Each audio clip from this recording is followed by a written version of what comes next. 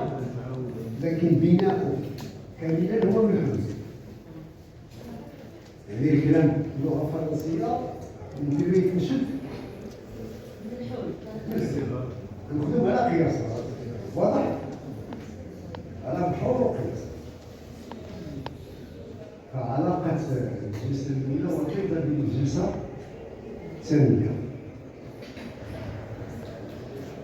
كيفاش غيستقبلوا الناس موضوع كلام بلغة مولير بحال اللي في تقديم الأستاذ سليماني ويتغنى. الجواب يمكن نقول باختصار انه كان سريع. الوقت اللي كان الاستاذ سليماني خرج فاطمه بصوته، فاطمه ماشي اللي مشهوره على ديك السنه، يعني ماشي ترجمه باش نقولوا فاهمين. كتب فاطمه بجوته بالفرنسيه، لكن في قياس فاطمه ديال دريس بن واضحه. كيفاش تلقاو الناس ولا يقدر الامر بجوج، لكن الحقيقه هو انه متداول على مستوى وسائل التواصل الاجتماعي. صحيح هادشي ولا لا؟ واللي عنده الوقت وباغي يدير بحث حقيقي يمكن يدخل يشوف المواضيع شنو هي اللي بلغة الديوان pour arriver à savoir l'écho de cet événement, c'est aller faire une recherche au niveau de la réaction du public. هذا الفعل المتفق أو لا؟ ويمكن هو عنده تفاصيل في هذا الأمر اللي يمكن يتحدث عليها. إذا ما كانش داير هو التفاصيل يدخل الموضوع بحث الأخ والأخت من داخل القاعة. هكذا الشيء كنعرفو، لأن هذا بحال المنتوج كنديروا له واحد السونداج دوبينيون، استقراء رأي، ياك؟ استطلاع رأي واستطلاع سونداج دوبينيون لمعرفة شنو موقعه، واش لقى بلاصتو ما لقاهاش، فين لقاها، كيفاش لقاها، واش لقاها بلا مؤاخذات، واش لقاها بتنويه بدل المؤاخذات. هذا مجال ديال الرشيش السياسي خصنا نبداو فيها حتى باش ندخلوا المجال التقني اللي هضرنا عليه. الوغ الديوان الفرنسيه لارض ديال باتريمون دو ليمونيتي، فن الملحون تراث للانسانيه. إذا ترجمناها بالحرف دو للإنسانية للشاعر الشيخ البريحة أستاذ سليماني. هو من الإنسانية للحاضرين، ماشي عنده فرنسية مزيانة ناقص منها، قراح وضم بالعربية وغيرها وغيرها وغيرها، وهذا كيعطي قوة للمنتوج. هذه القوة، هذه المواطن ديال الجديديتو غادي يتناولها أستاذ الباحث سي وحيد زنفور، والعرض ديالو بالفرنسية.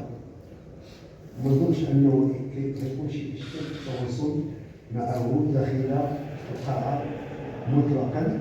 ثم اذا كان الدورة القاعة بغات تتفاعل مع العرض اي باللغات ماشي اشكال، ويتساءل العربيه ويتساءل الفرنسيه ماشي مشكل. حتى الاجابات كاين القدره على التفاعل مع اي تدخل. اذا نعم 20 دقيقه لاستاذنا وحيد الحديث عن هذا الاصدار. تفضل مشكور.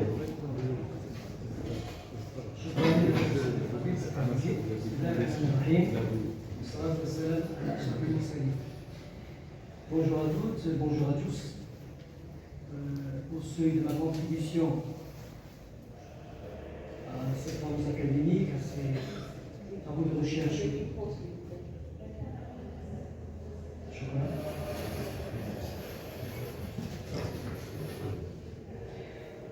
je me félicite de participer à cette deuxième édition du Festival du Melbourne, organisé bien entendu par l'association Rouat FM. J'aimerais bien m'exprimer en arabe conjugué pour être parce que quand on traduit, et déjà on va parler de la traduction, il y a beaucoup à dire là-dessus. Donc je réitère, je me félicite de contribuer aux travaux académiques et scientifiques autour de la poésie du Mulhoun, autour de l'art du Mulhoun, dans le cadre de cette deuxième édition. Comme il vient de le rappeler le président de la séance, M. Niche, comme quoi cette cérémonie de présentation d'une signature d'un recueil du poème, d'un recueil du Mulhoun, s'inscrit bien entendu dans la thématique qui a été, on peut dire, choisie et attestée dans le cadre de ces travaux, par cette belle journée, on peut dire, ensoleillée. Alors, traité du Mulhoun dans une langue étrangère. Je ne dis pas tout de suite en langue française, mais traité du Mulhoun dans une langue étrangère, a suscité pas mal de réactions, a suscité, je le rappelle, et je vais essayer, il y a une expression qui m'interpelle depuis le XVIIe siècle en Europe occidentale, a suscité la querelle des anciens et des modernes. Ce qu'on a dit tout à l'heure, quand on a parlé de, peut-être que c'est Amin, mais qui avait parlé de Hamas al-Qadim, on a parlé de Salaf, c'est-à-dire qu'en quoi il y a des gens qui n'acceptent pas qu'on innove, qui n'acceptent pas qu'on rénove, qui n'acceptent pas qu'on revisite, mais dans une langue étrangère. Alors, avant de me prononcer sur le recueil signé M. Hassan Slimani, j'aimerais bien rappeler à toutes et à tous déjà une chose qui est très très importante, c'est que je me rappelle, et je reprends l'expression qui vient d'être utilisée par M. Niche, quand on parle de la langue de Molière, déjà pourquoi Molière? Pourquoi pas Voltaire? Pourquoi pas un autre nom de la littérature, peut-être de la littérature d'idées? Quand on dit la langue de Molière, on dit aussi la langue de Shakespeare, et ainsi de suite. Et moi, ce qui m'intéresse, c'est quoi? C'est que, puisque ce recueil, j'aurai le plaisir, bien sûr, on va dire, de présenter, d'en apporter, on va dire, quelques réflexes, on va dire, analytiques et critiques, c'est un recueil, s'il vous plaît, qui est signé par un auteur, je dis bien un auteur, pas un traducteur. Ça, c'est très très important. Pourquoi? Parce qu'il y a eu l'expérience, qui a été bien sûr une expérience bien louable, par tous d'un, notamment par l'Académie du Royaume du Maroc. Je cite l'homme et la personne, je cite M. Fouad Sous, à travers les poèmes qu'il avait traduits. Là, c'était en langue française, d'accord, c'est un recueil francophone, mais qui n'est pas signé par l'auteur lui-même. Alors là, j'ai le plaisir, il m'est agréable, de présenter un recueil qui a paru sous la plume d'un Marocain. Je souligne bien Marocain. Pourquoi j'ai dit Marocain? Parce que quand on parle du patrimoine, notre patrimoine, il ne faut pas attendre, s'il vous plaît, qu'il y ait des gens qui viennent, d'accord, de l'étranger, qui ne sont pas de chez nous, pour travailler sur ce que nous sommes en train de faire. Pas uniquement en rapport, bien sûr, avec tout ce qui est art, tout ce qui est littérature marocaine, mais même en cuisine, par exemple, il y a beaucoup de plats qui ont été hyper médiatisés à l'étranger, par rapport à nous. Donc il ne faut pas attendre à ce que c'est l'autre qui va nous rappeler que ceci nous appartient pour qu'on puisse en parler. Justement. Alors la question qui se pose, c'est que ma contribution, c'est vrai, on va dire en on va dire une vingtaine de minutes, mais j'aimerais bien, avec la permission du président de la séance, si jamais on va essayer d'interagir, le poète et moi-même. Il y a des questions que je vais essayer de lui poser. Mais en essayant de s'inscrire dans le même esprit, celui de la provocation. Alors moi, je me suis posé la question, pourquoi un recueil de poèmes, et en français? Pour ma part, je vais essayer de présenter quelques éléments de réponse. Mais la réponse, je laisse le soin à notre cher ami et collègue, M. Slimani, pour pouvoir y répondre. Pourquoi j'ai dit ça? Parce que M. Slimani, c'est une personne que je n'ai jamais connue. C'est une personne que j'ai pu, on va dire, avoir au téléphone juste pour quelques, je ne sais pas, 5-10 minutes. Ça m'a suffi. Pourquoi? Pour que je ne sois pas influencé. Pour qu'il ne me parle pas de son recueil. Pour que je ne vienne pas ici redire dans mes propres mots ce que lui m'avait dit, honnêtement. Alors, d'autant plus que quand Oustaz Fatima Haddad et M. Abou Seif m'avaient contacté à ce sujet, il est vrai que mes interventions en langue française autour de la poésie du Mulhoun, autour de la culture du Mulhoun, autour de notre Mulhoun, surtout dans un cadre plutôt académique, notamment dans les établissements universitaires, je m'exprime en français, c'est pas parce que je suis enseignant de langue, c'est pas parce que je connais la langue française, mais je m'exprime en français, pourquoi? Parce que le public il est majoritairement francophone. Là, je sais bien, mais il faut qu'on corrige, toutes et tous. Déjà, moi je suis en train de parler dans une langue qui nous est étrangère à toutes et à tous. Je vois qu'il y a des gens qui sont en train de m'écouter. Autrement dit, tout le monde connaît la langue française.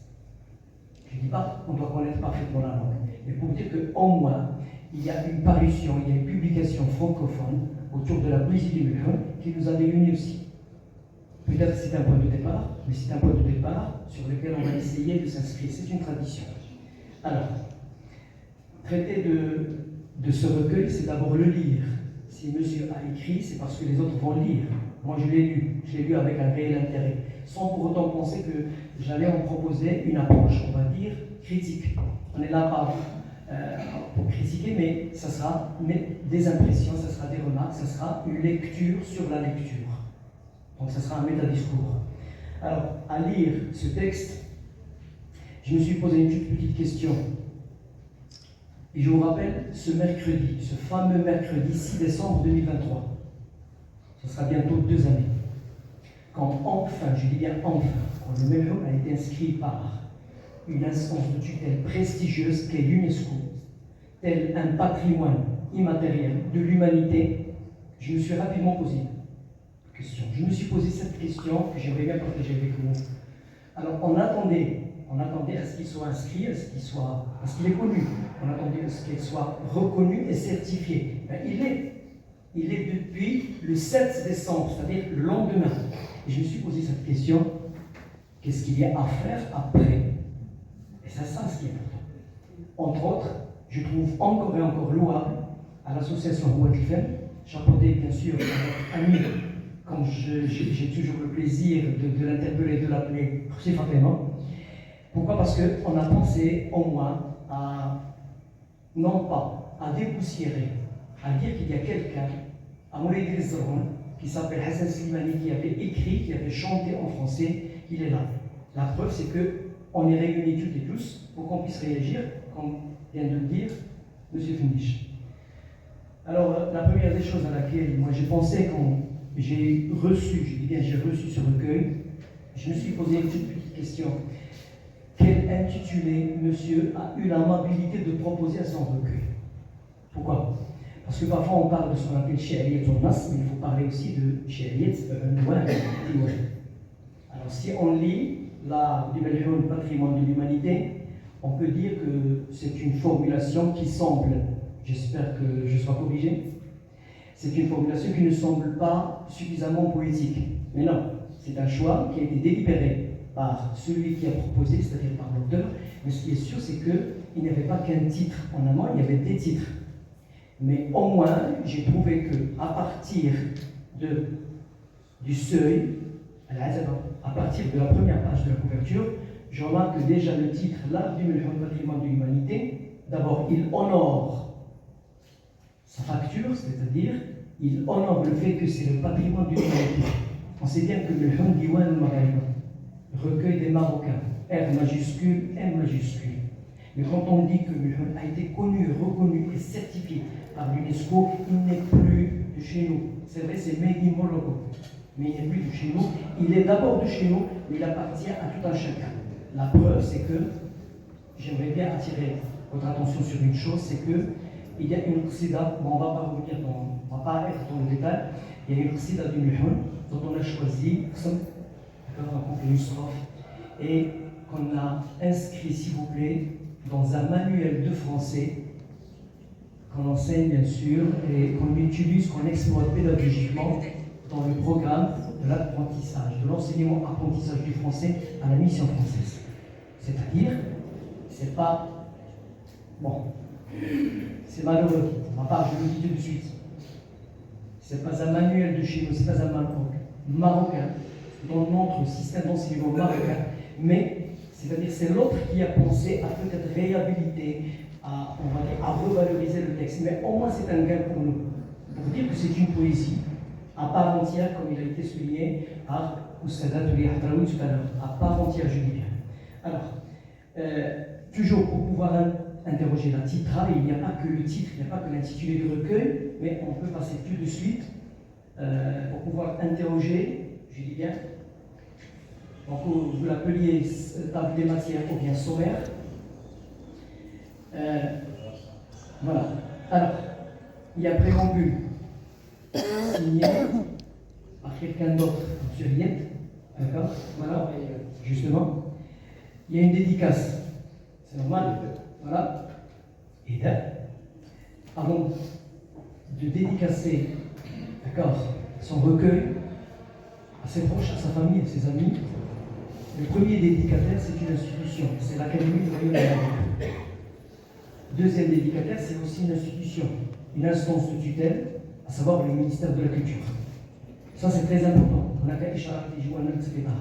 Ça, c'est très important. Pour dire que on trouve louable, et j'applaudis fort bien, fort haut, on va dire, ce soin qui a été apporté et qui est toujours apporté, bien sûr, par l'Académie du Royaume du Maroc, et qui a pu réunir aussi Helmuhun à plus, on va dire, d'occasions. Ça, c'est très très important. Non seulement, on va dire, des praticiens tels que Mounchidine, d'accord, tels que Hazifine, mais aussi des académiciens.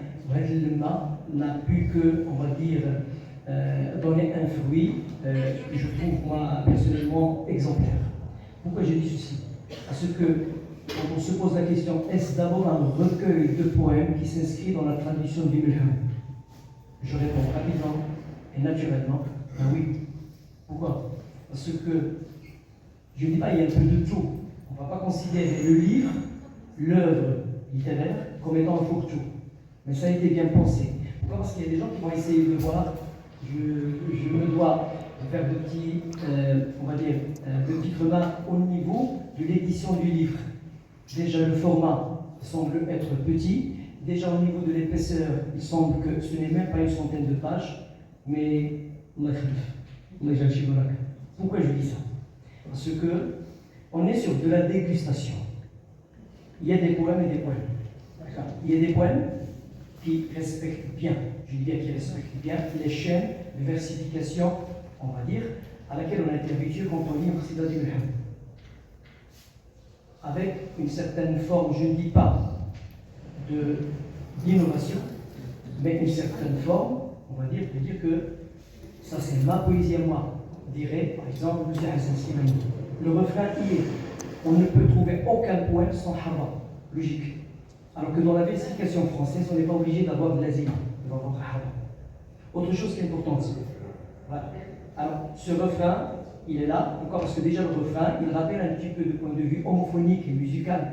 Pourquoi pas? Et c'est le refrain qui permet plus d'interaction avec le public, les personnes qui présentent, par exemple.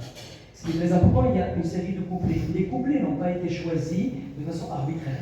Les couplets ont été bien construits. Il y a du travail. Il y a un travail de longue haleine. Ça, je le sais. Pourquoi je dis ceci?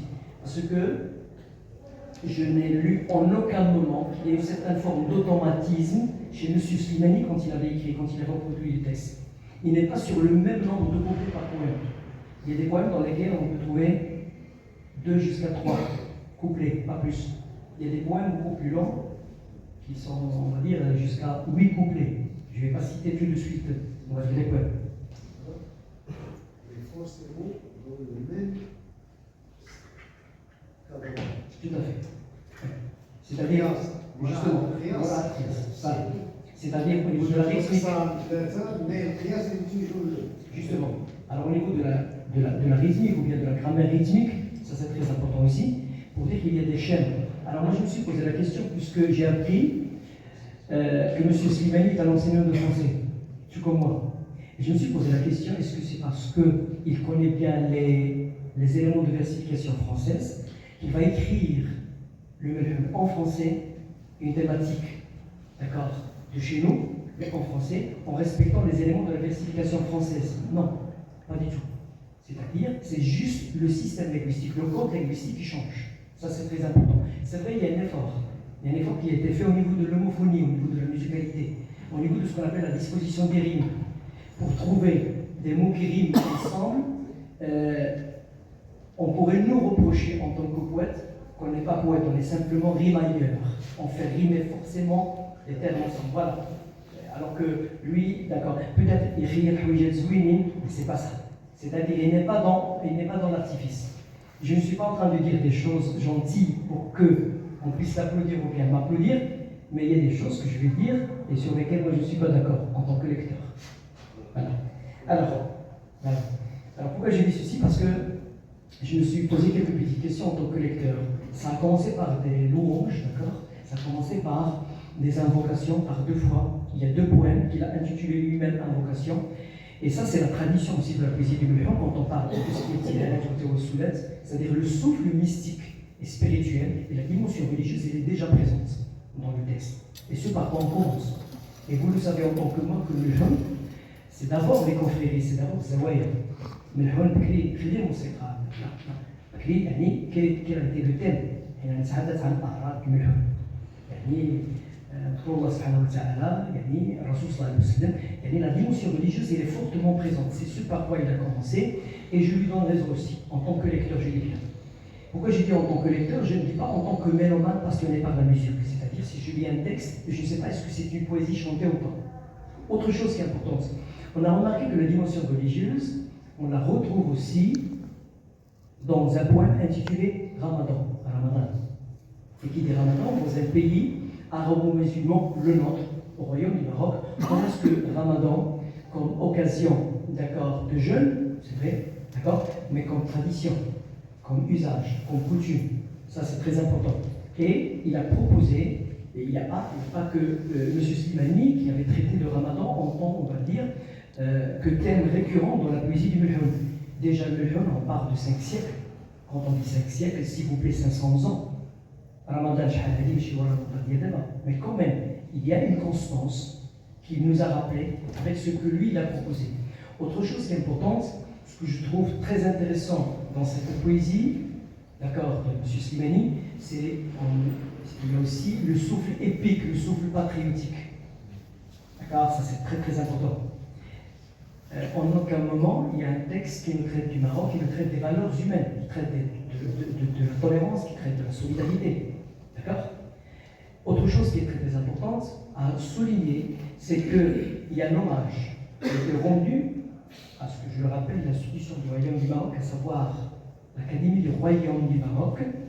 Et c'est un texte qui n'est pas là uniquement pour rappeler, on va dire, la mission de l'Académie du Royaume du Maroc, mais ce que continue à faire l'Académie du Royaume du Maroc, non seulement pour le Mulhoun en tant, je dis bien, en tant que production littéraire authentiquement marocaine, mais aussi pour le Mulhoun, on va dire, tout âge confondu, et bien entendu, tout statut inclus.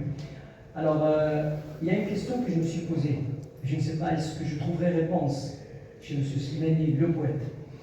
La femme y est présente. Si la femme elle est omniprésente dans tous les recueils du Mulhoun, d'accord? Pas uniquement les 11 recueils du Mulhoun qui ont été bien sûr publiés, on va dire sur les dernières années par l'Académie du Royaume du Maroc, mais dans ce recueil, il y a deux anthroponymes, il y a 2 prénoms féminins qui sont présents. Il y a Fatma et Wassila. Alors que normalement, dans la poésie du Mulhoun, personnellement, il y a peut-être une vingtaine, je ne sais pas, peut-être quelques 25 ans. Voilà, non, je dis il y a une vingtaine d'années, personnellement,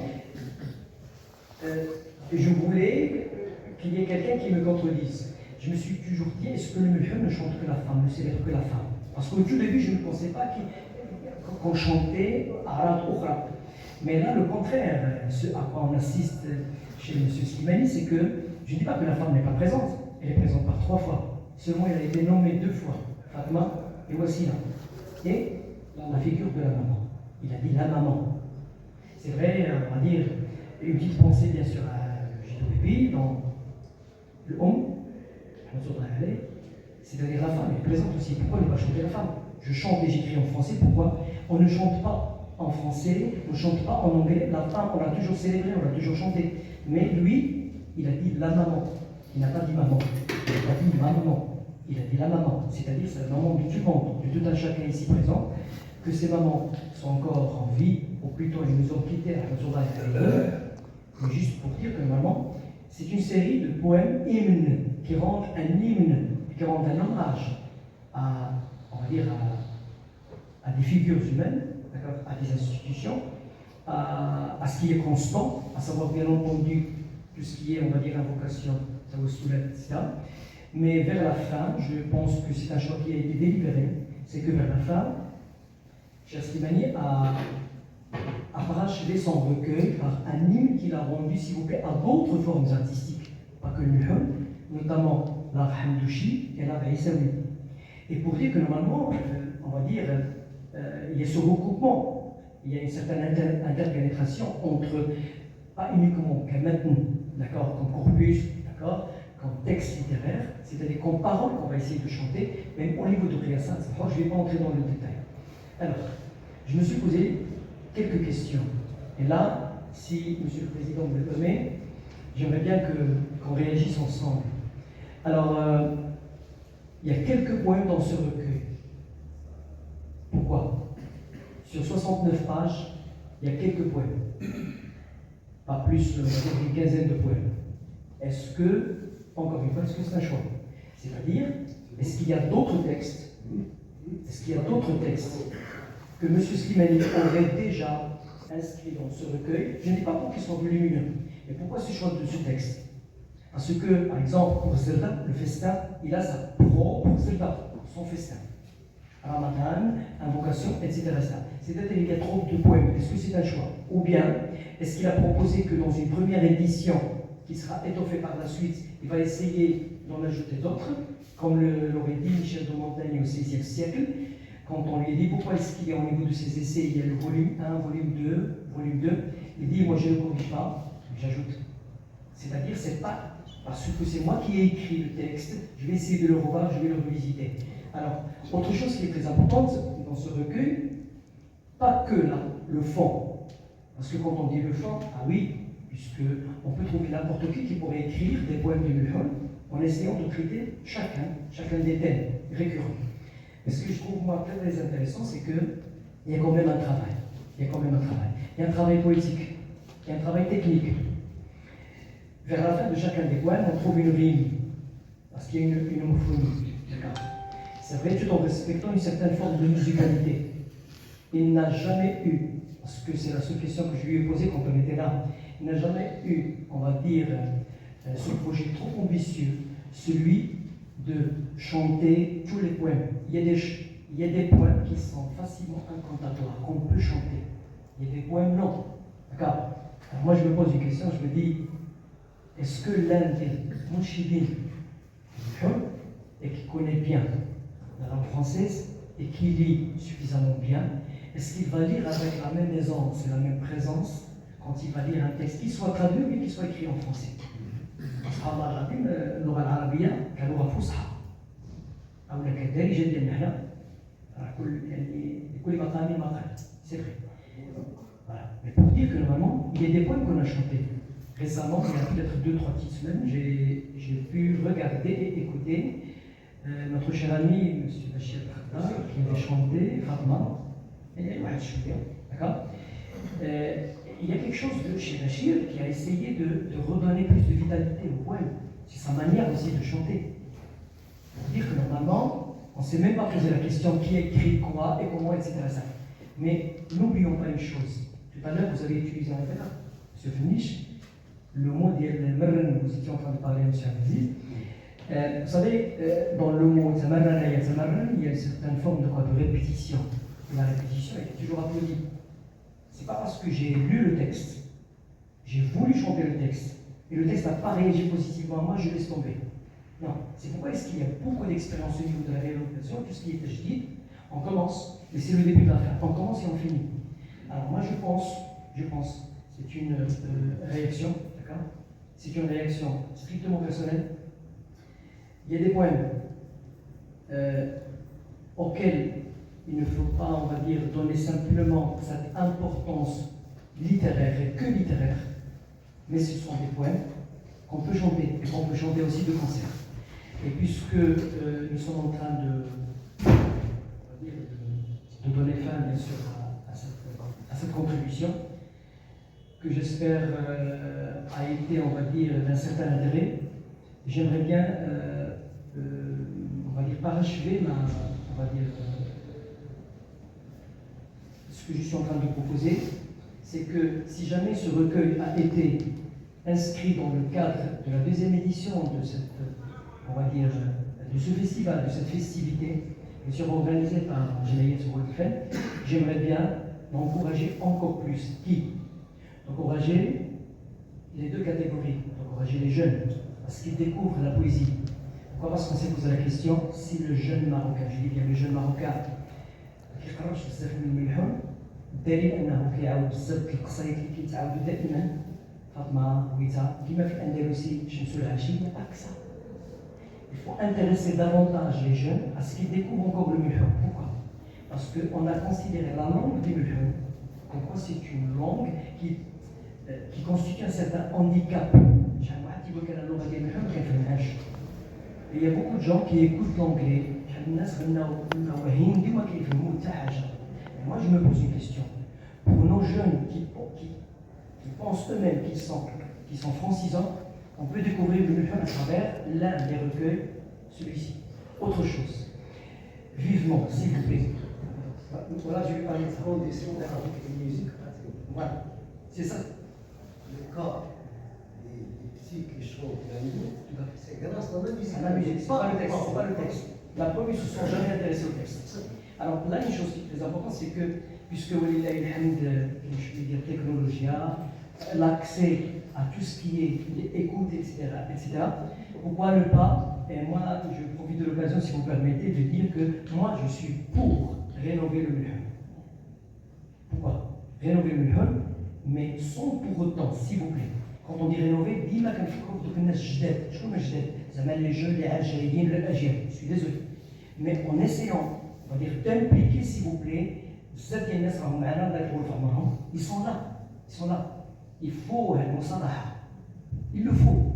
Je ne peux pas, madame Aïlenas, il faut aller vers l'autre. C'est ça ce qui est important. C'est pourquoi je dis que ce recueil ne s'adresse pas uniquement aux gens qui parlent en français, qui écrivent en français, qui comprennent le français. Non, c'est un recueil qui parle de nous aussi. Seulement il a été écrit, c'est parce qu'il est écrit en français. Non, c'est un recueil, et on a d'autres qui sont écrits dans des recueils hispaniques, par exemple, hispanophones pourtant, des recueils anglophones, et ainsi de suite. Je vous remercie. Merci beaucoup, Wahid, pour cette très intéressante intervention. Vraiment, c'est une scène qui va jusqu'au bout dans le sens de comment aller loin dans cette piste des mulhouns. D'ailleurs, M. Slimani a déjà parlé de ce sujet pas mal de fois, c'est au niveau des médias. Et il faut l'entendre maintenant. Oui, tout à fait.